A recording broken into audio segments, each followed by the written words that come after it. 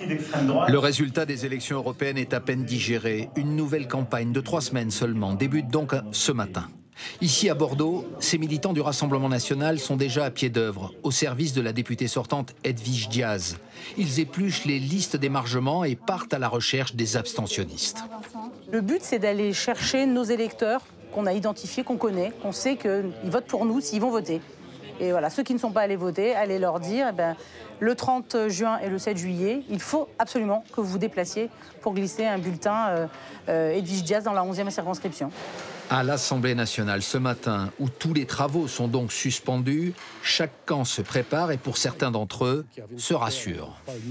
Regardez à peu près tous les résultats, par exemple Seine-Saint-Denis qui sont excellents. Moi, je suis en tête de ma circonscription, je fais plus 30 points par rapport à 2019. Un pari risqué pour Emmanuel Macron, sans aucun doute. En dehors des lendemains d'élections présidentielles, la précédente dissolution, celle décidée par Jacques Chirac en 1997, s'est soldée par une défaite de son camp et l'arrivée au pouvoir de l'opposition incarnée alors par Lionel Jospin. Aujourd'hui, la première opposition, c'est le RN. C'est un pari très risqué. On sait qu'aujourd'hui, les barrages face au vote Rassemblement national sont en grande partie érodés. On l'a vu notamment lors de ces élections européennes avec des conquêtes de nouveaux électorats.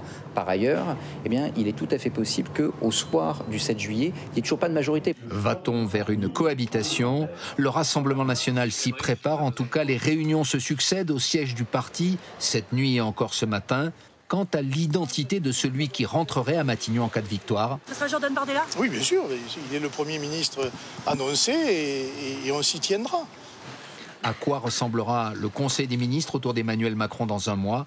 Le temps politique est désormais suspendu. Et effectivement, fin de la